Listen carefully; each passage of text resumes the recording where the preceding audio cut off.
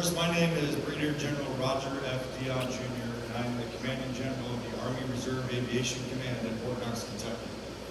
And I'm honored to be with 8th Battalion Flying Tigers as we conduct our FY23 Aviation Safety Stand-Down Day. Over the last several weeks, Army Aviation has lost 14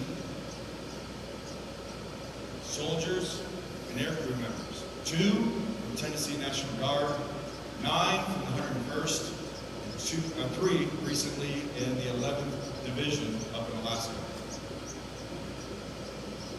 That is an enormous loss to the entire Army Aviation family. And what we want to do is pause and think about how we do the operations so that in the very near future, when the Flying Tigers get back to flight operations, get back to ground operations, that everyone has had a chance to stop and think and exercise their safety, their risk assessment. Does that make sense? So first I need to impart to all of you, this is not just an administrative stand-down.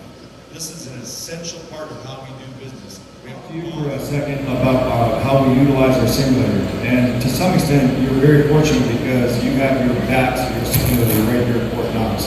But to our entire formation, the simulator is an essential tool on how we conduct aviation operations because it allows aircrews to learn in a hands-on environment without risk to aircraft and soldiers. So I encourage everyone across the entire Army Reserve Aviation Command, find the opportunities to get to the simulator. I totally recognize that in some places, in some locations, that is really hard to do.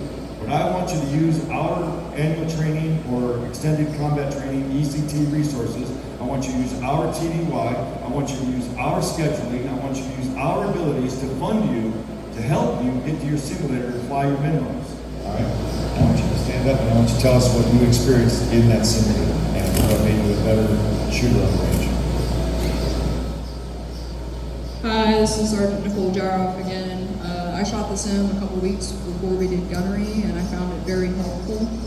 It's basically the same thing that you do in real life in the aircraft, so I find it very beneficial. They also simulate it with NVGs, so it's green and it's dark out, low lume, all around. I think it's very important to do that prior to your gunnery. I did qualify.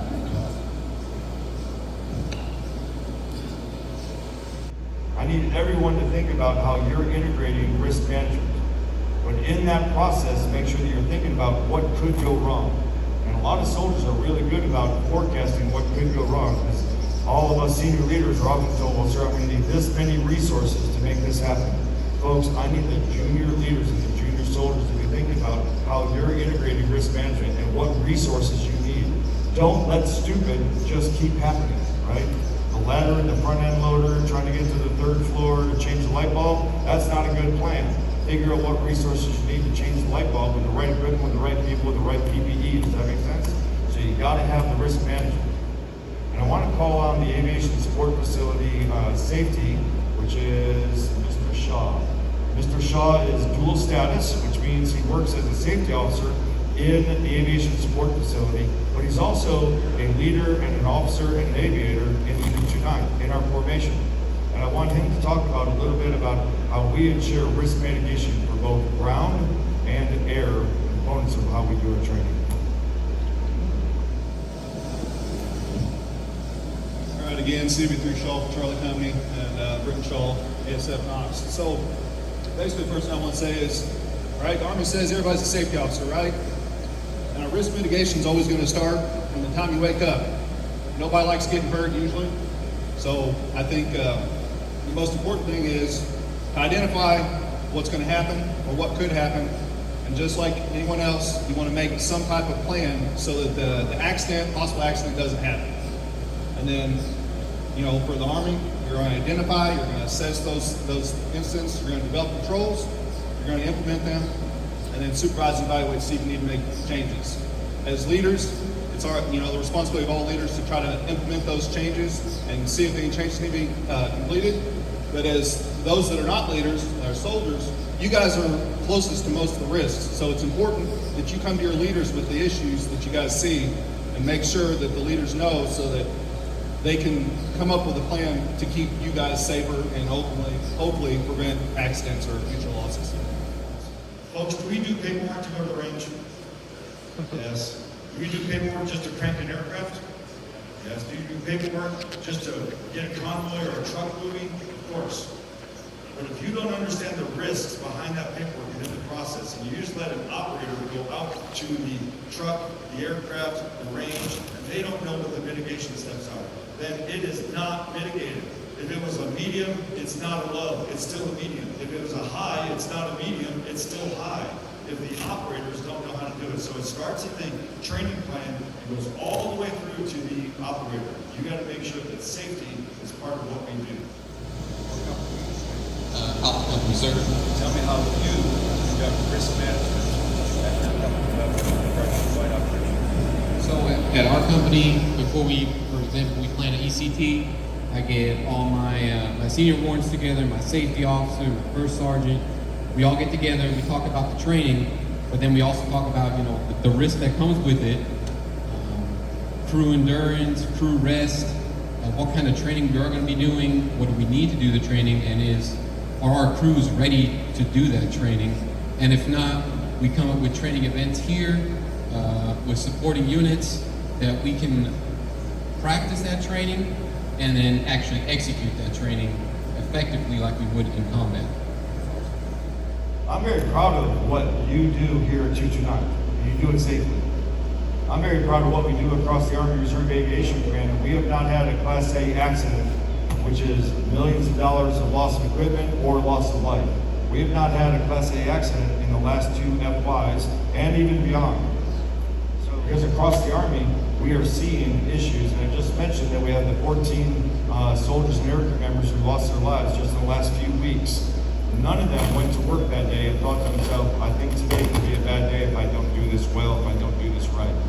So I want you to understand, in our formation, though we're very proud of our stats, I want you to not think with any form of hubris that we've got it wired, that we've got it figured out, that we understand all of it, and that we somehow do this so well.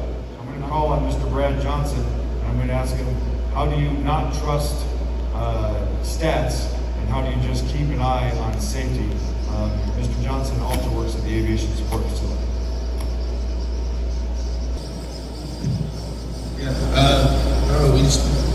Our big thing with the facility is we go around, we work on the aircraft every day. We try to take care of them, maintain them the best we can. But we also look for trends, and our supervisors are big on trend analysis. Our biggest issue right now, as you can hear, is birds and bird season.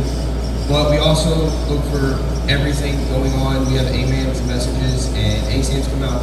So our whole job is to do what we can safely, do what we can correctly, but also put out a good product. There's maybe 25 of us that work on 45 aircraft sitting on our flight line.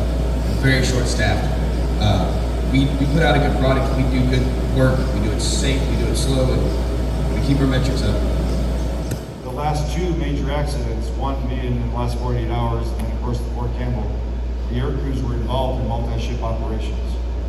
In the case of Fort Campbell, it was also at night. Folks, during your multi-ship operation, we've got to be vigilant. We've got to make sure that we're managing all of the risks, and we're thinking very closely. I'm going to combine 2 topics. There are times that we're also doing very tactical map of the earth. For those of you who are familiar with our air crew standards, you have the 2800 test and the 2900 series test. In those multi-ship operations, it is essential that we are head on swivel and that we're really making sure that we're doing it with deliberate attention to detail and not accepting undue risk. And I know I'm preaching to the choir. There's no one that's an air crew that thinks to himself, oh, I can be kind of cavalier about this. I know that's not the case. But somehow those accidents, when they take place, that we look back and go, that's where it started to go wrong. So we're going to get a debrief on one of those accidents on May 10th. We're going to listen to the black boxes. We're going to understand with some precision what happened when the safety center briefs it. But in all cases, they're going to come back and they're going to say, likely, there was a pilot or crew input or error or decision or judgment that led to this. So if you're one of the pilots in command, if you're a pilot, don't think that we don't want both sides thinking and understanding how to manage the multi-ship operations. The brand new crew chief who's in the back can call foul, can say, knock it off. can say, hey, let's do this another way. That isn't how we do it. And I'm looking at I'm getting the head nods. You guys understand what I'm talking about. Now let me also translate that to convoy operations.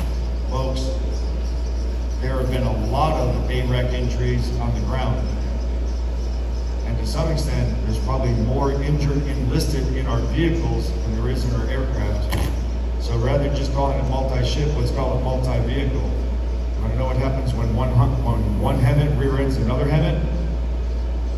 The entire crew of the rear HEMTT is probably going to suffer both broken legs, minimum.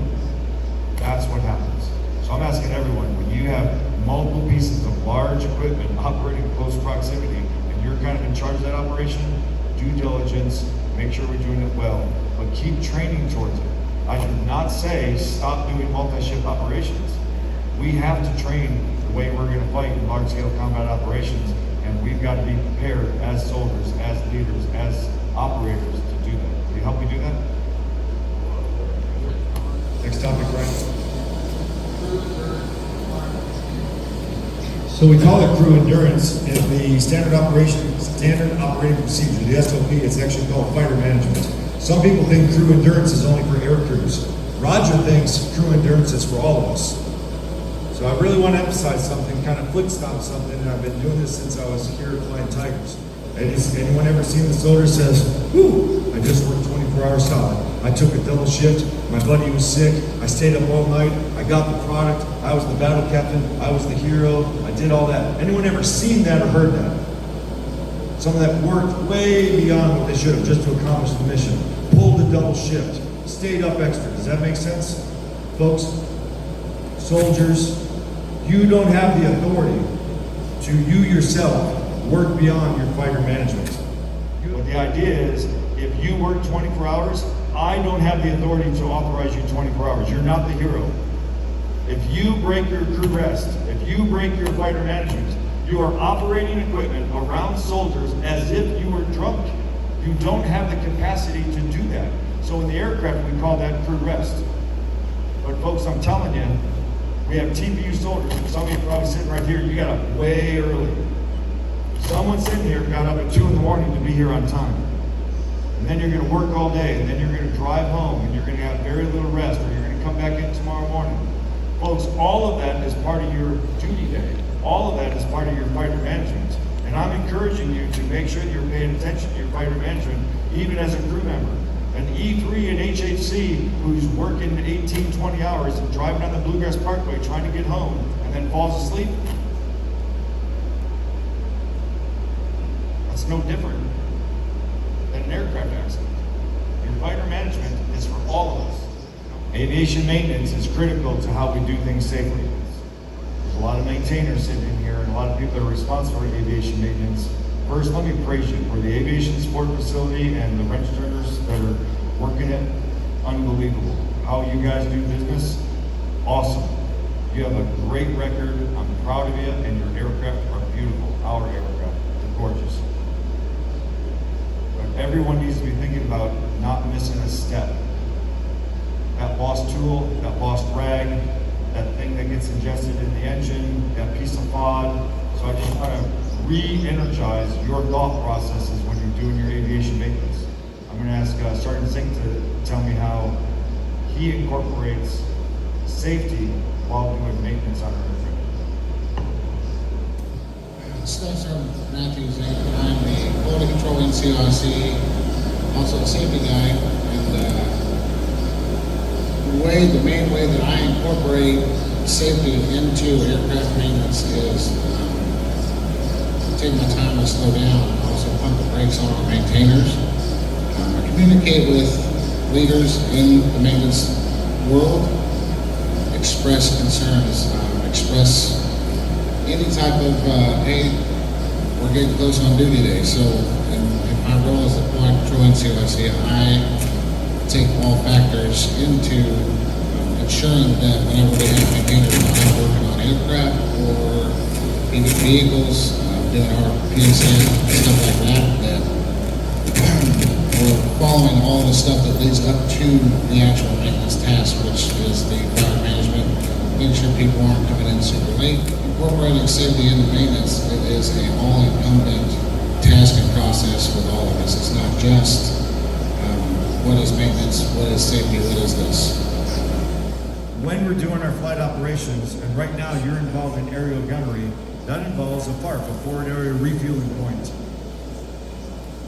Fuel is not inherently safe. Your equipment is big and heavy, not inherently safe. And you have to do it in both day and night operations. First, I commend you for the professionalism in how you do it and how you pump safe gas into my aircraft. We trust you to do that.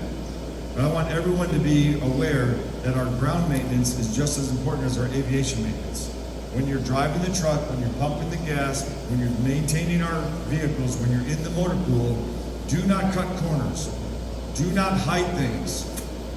If the fuel is bad, then say it. If the operation needs more workers, say it. If you need more water, think, heat safety. Today's a nice cool day, but if you need more resources in order to do your ground operation safely, I want you to say it. Think about your soldiers, think about your fighter management, think about how you're doing those operations, and make sure that we're doing ground safety correctly and safely. Can you do that for me? Tell us how you do the FARP operation safely. So in the FARP operations, to make sure all the birds fly good and keep our people safe, every day when we come in and do our operation, we go through, we do our PMCS on the tracks because we obviously want fuel to pump right. We'll do we'll take all the old fuel and recirculate every day, make sure we're not getting any water, dirt, or anything like that in our tank or in our fuels. We'll do a fuel test at the point, each point, and then we'll have, when we're fueling the helicopters, we'll have 3 people minimum.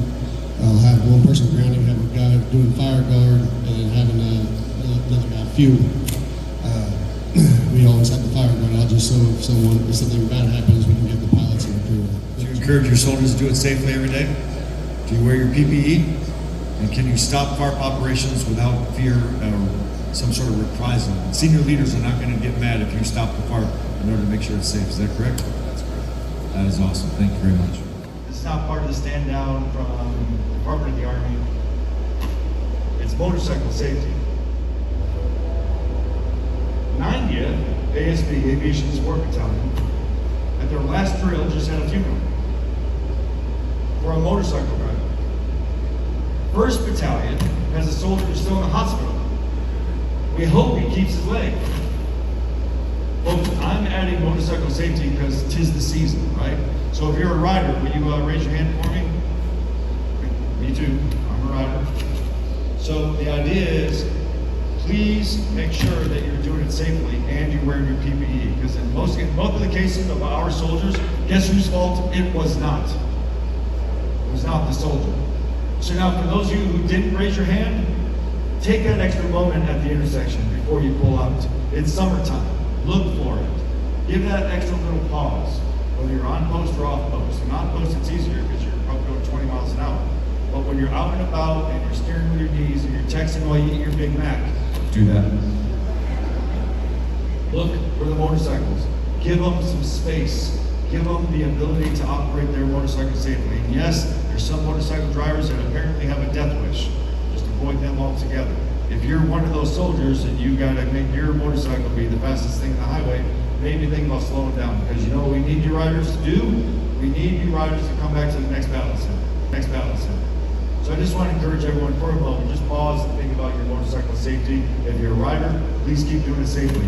If you're a mentor and you see other soldiers, help them do it safely.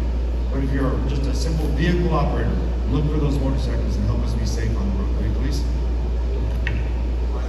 To the entire Army Reserve Aviation Command and our aviation support facilities, please continue to do things safely, but do them deliberately. We want you to do tough, realistic aviation and ground maintenance training. We want you to do it safely. We want everyone to be able to go home to their families.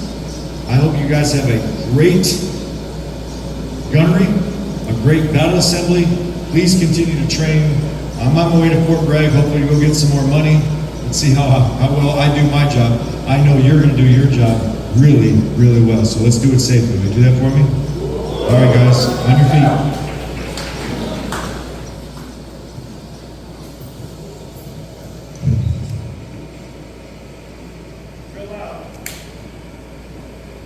Battalion, attention!